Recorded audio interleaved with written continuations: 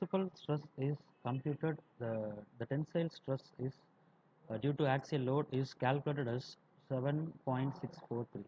So likewise, now we are considering the second load.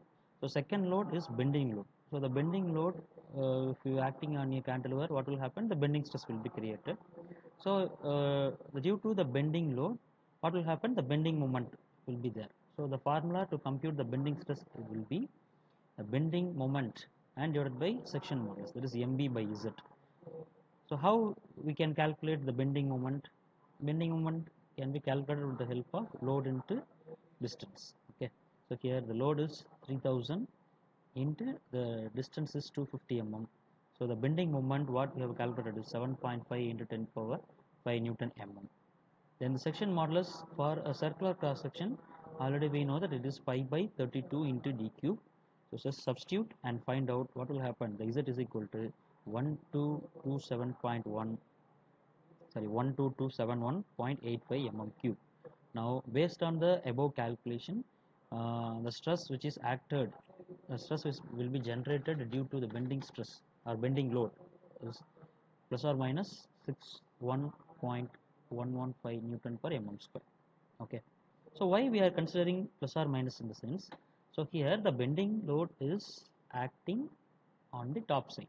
So due to the bending load, so the entire shaft is going to bend and the different stresses will be created. One the top surface, another one is the bottom point.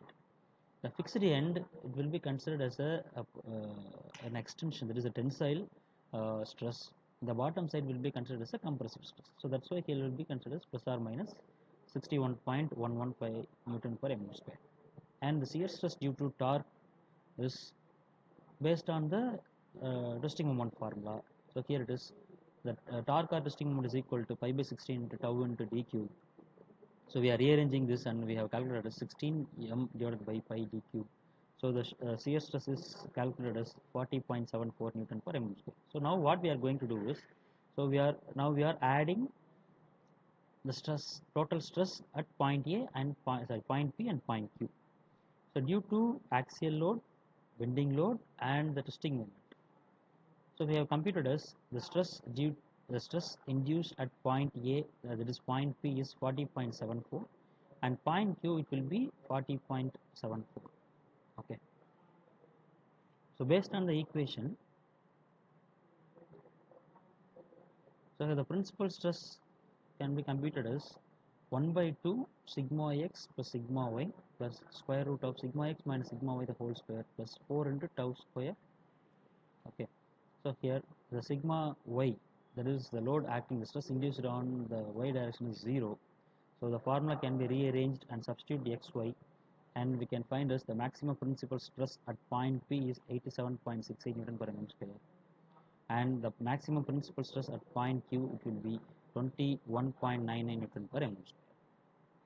Okay. So thank you. In next class we will come up with another interesting topic. So thank you so much.